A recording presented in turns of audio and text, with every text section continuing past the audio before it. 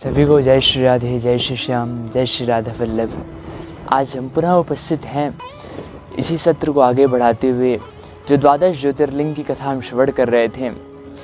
उसी क्रम में आज हम भगवान शिव के तीसरे ज्योतिर्लिंग श्री महाकालेश्वर ज्योतिर्लिंग का कथा श्रवण करेंगे कि इस ज्योतिर्लिंग की स्थापना कैसे हुई और यहाँ की विशेषता क्या है।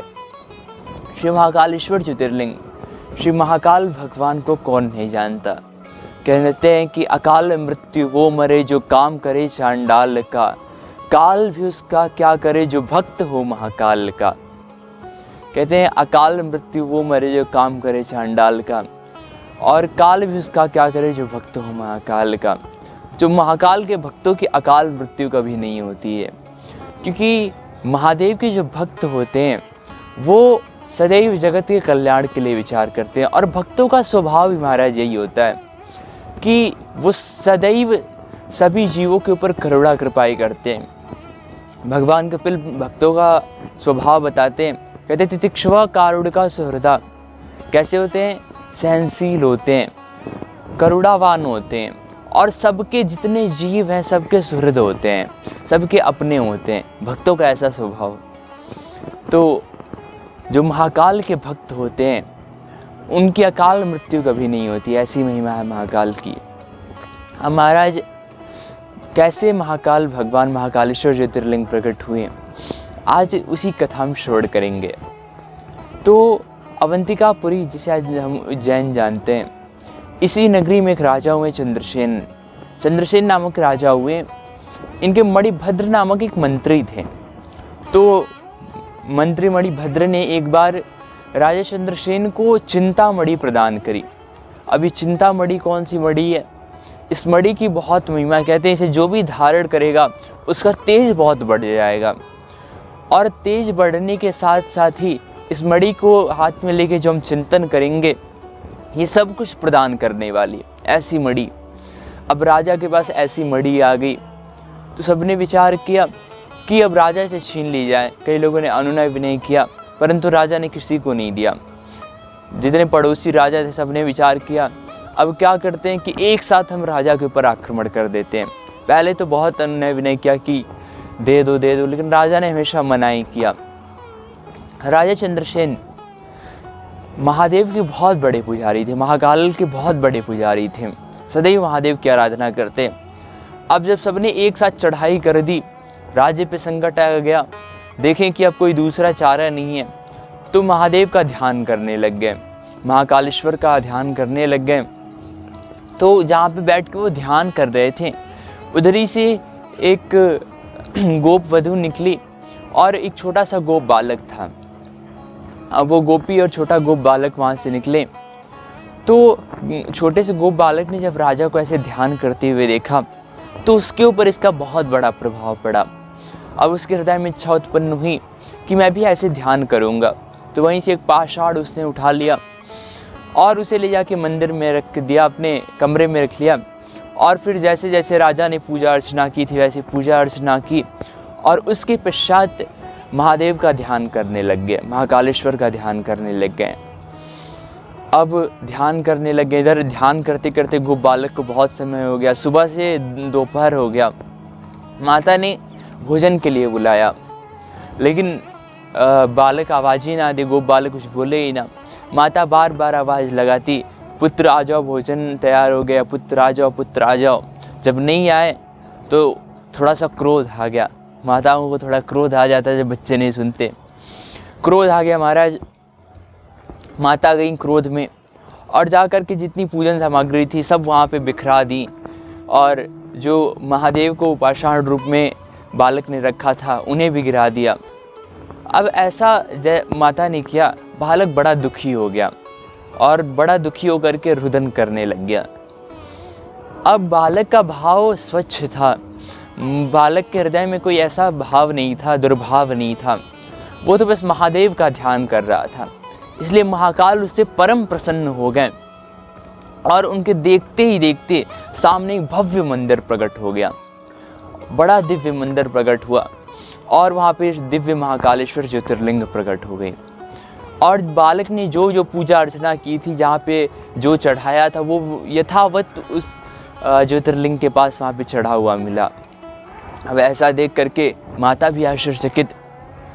अब जब ये बात राजा चंद्रसेन को पता चली, बड़े प्रसन्न हुए, बोले इस बालक का तो दर्शन करना चाहिए। अब राजा चंद्रसेन भी वहाँ पे आए और वहाँ पे आकर के बालक को दंडवत किए। अब यहाँ पे सभी लोग जो राजा आक्रमण करने आए थे, जिन्होंने विचार किया था इस राज्य पे हम विजय प्राप्त कर लेंगे, इस मणि को छीन लेंगे, उन्हें जब ये लीला के बारे में पता चला, उन्होंने भी युद्ध करना छोड़ दिया महाराज, और सबने आके महाकालेश्वर की शरणागति ग्रहण की। कहते हैं महाकाल की ऐसी महिमाएं, जो जीव भी इनकी शरणागति ग्रहण कर ले तो महाकाल उसे अभय प्रदान कर देते हैं, भय मुक्त कर देते हैं। अब राजा ने शरण ली तो राजा को भय मुक्त कर दिया महादेव ने। अब महाराज जब सबने निवेदन ऐसा किया, महादेव का पूजन करने लग गए, तो देखते देखते सभी के मध्य श्री हनुमंत लाल प्रकट हो गए। अब हनुमंत लाल प्रकट हुए और स्वयं श्री राम भक्त हनुमंत लाल ने उस गोप बालक को अपने गोद में बिठाया और सभी को संबोधित करते हुए कहा, इस बालक ने बस 5 वर्ष की आयु में इतनी दिव्य महादेव की भक्ति की कि महादेव के इस दिव्य ज्योतिर्लिंग को प्रकट कर दिया। इस कारण से इसका वंश बड़ा पुण्यमय होगा और इसी के वंश में जो 8वां पुरुष होगा वो बड़ा यशस्वी होगा। उनका नाम होगा श्री नंद और उन्हीं के वहाँ भगवान श्री कृष्ण का अवतार होगा। द्वापर में जब अधर्म बढ़ जाएगा और पृथ्वी भगवान के पास जाएगी, निवेदन करेगी, प्रभु आप इस अधर्म का नाश करिए, धर्म की संस्थापना करिए, तो अधर्म के नाश के लिए, धर्म की स्थापना के लिए, साधुओं की रक्षा के लिए भगवान कृष्ण अवतार लेंगे और इसी गोप बालक के वंश में चलकर जो 8वां पुरुष होगा उसी के पुत्र रूप में भगवान का अवतार होगा। इस प्रकार से सभी ने महादेव से निवेदन किया कि प्रभु आप कृपा पूर्वक अब यहीं पे निवास करिए और यहाँ पे निवास करके जीवों के ऊपर कृपा करिए। तो आज भी श्री महाकालेश्वर का वहाँ पे हमें दर्शन प्राप्त होता रहता है। महाकालेश्वर से जुड़ी हुई अन्य कथाएं हैं, बहुत सारी कथाएं। एक कथा आती है, छोटी सी कथा है, अभी कुछ दिन पहले की, कि एक महिला थी, तो वो उसका बच्चा छोटा सा था, तो बचपन से महादेव को, महाकाल को बहुत मानती थी। अब महाकाल का दर्शन करती वो, क्योंकि वहीं पे रहती थी उज्जैन में ही, तो महाकाल का दर्शन भी हो जाता, तो महाकाल का दर्शन अवश्य करती।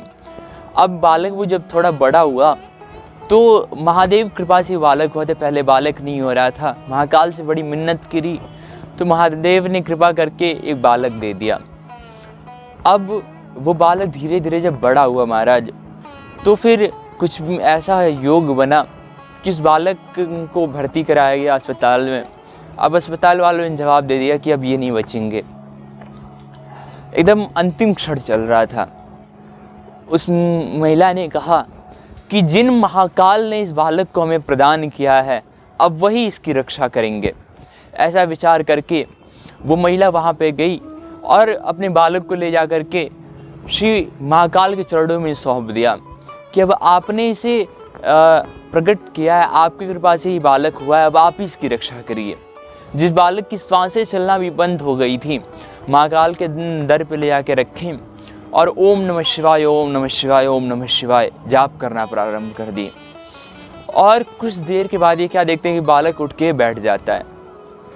जो बड़े बड़े डॉक्टरों ने जिसके लिए जवाब दे दिया कि अब ये बालक नहीं बचेगा, अब इसकी सांसें भी बंद हो गई हैं, महादेव के दरवाजे पे आते महाकाल ने उसके काल को टाल दिया और ओम नमः शिवाय महिला जपती रही। फिर उसके पश्चात वो बालक जीवित हो उठा। तो ऐसे हैं हमारे महाकाल जो काल को भी टाल देते हैं। ऐसे महाकाल की महिमा है कि यदि किसी व्यक्ति को ऐसा भय सताता हो कि अकाल मृत्यु हो जाए या कुंडली में ऐसा कुछ भी फलादेश हो, वो महाकाल का दर्शन करे, सभी अकाल मृत्यु नष्ट कर देते हैं। जो भी आपके कष्ट होते हैं उसका नाश करते हैं। ऐसे हमारे महाकाल हैं। तो आप यदि उज्जैनी जाएं तो महाकाल के दर्शन करें, बड़े दिव्य दर्शन मिलते हैं। और यदि आप संध्या आरती के समय वहाँ पे जाएंगे तो वहाँ की जो आरती होती, कोई भी आरती होती है, तो अब आरती में अगर भावपूर्वक सम्मिलित हों तो आप देखेंगे कि आपको ऐसा महसूस होगा कि आपको लगेगा कि हमारे पैर ज़मीन पे हैं ही नहीं, ऐसा वहाँ पे महसूस होता है। इतनी दिव्य आरती होती है, लगता है बस महादेव सामने खड़े हैं। तो आप अवश्य जाइएगा महादेव के दर्शन करने यदि सामर्थ्यता हो, और फिर महादेव सब पर कृपा करें। इसी के साथ सभी की मैं मंगल कामना करता हूँ, और यहीं पे आज की कथा विश्राम होती है।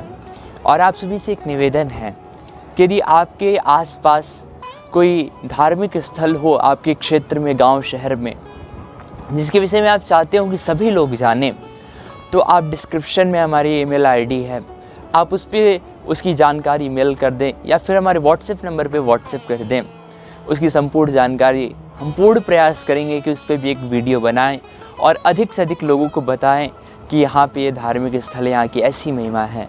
इसी के साथ यहीं पे वाणी को विश्राम देते हैं। सभी को जय श्री राधे, जय श्री श्याम, जय श्री राधा वल्लभ। बोलिए अवंतिका नाथ महाकाल की जय, श्री उमापति महादेव की जय। जय जय श्री राधे।